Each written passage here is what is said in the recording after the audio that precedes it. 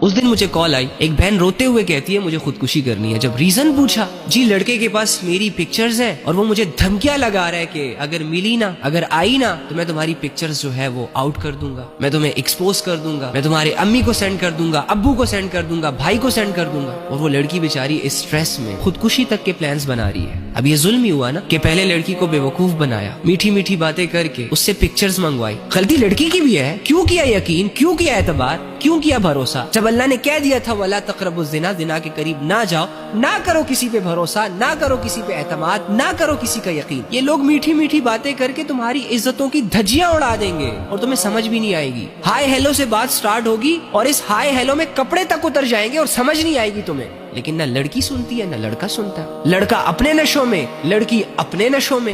پھر جب ایسی آزمائشیں آتی ہیں تو ان کو لٹکنے کے خواب آتے ہیں، حرام کاموں میں اپنی زندگی گزار رہے ہوتے ہیں، اور جب تھوڑی سی آزمائش آتی ہے پھر مرنا بھی ان کو حرام طریقے سے ہوتا ہے۔ تو اب وہ ظالم ہے وہ لڑکا۔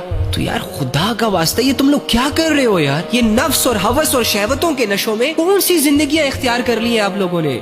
اندھے ہو گئے ہو، بہرے ہو گئے ہو، کیا ہو گیا ہے تمہیں؟ ایسا کون سا نشہ کیا ہوا ہے تم نے جو اللہ کی بات بھی اثر نہیں کر رہی، قرآن کی بات بھی اثر نہیں کر رہی، رسول اللہ صلی اللہ علیہ وآلہ وسلم کی حدیثیں بھی اثر نہیں کر رہی؟ وہ ظالم کیا کر رہے ہو؟ کیوں ظلم کر رہے ہو خود پر، لوگوں پر؟ ایک چھوٹی سی بات تمہیں سمجھ نہیں آ رہی کہ یہ دنیا تمہارے لیے ایک آزمائش ہے۔ اگر جنت کے شوق میں، اللہ کی محبت میں نیک اعمال نہیں ہو رہے تو جہنم کے خوف سے ہی برے اعمال سے رک جاؤ، ظلم سے رک جاؤ، بے حیائیوں سے رک جاؤ۔ قیامت کے دن جو ظالم لوگ ہوں گے نا وہ اندھیروں میں اٹھائے جائیں گے، اللہ سختی سے ان سے حساب کتاب کرے گا۔ جنہوں نے لوگوں کی زندگیاں تنگ کی، جن کی وجہ سے لوگوں کی دنیا اور آخرت بگڑی، یہاں اگر وہ پکڑے نہیں گئے، یہاں اگر ان سے کسی نے پوچھا نہیں، کسی قانون کے ہاتھ ان تک پہنچے نہیں، تو وہ یہ نہ سمجھے کہ ہم بچ گئے۔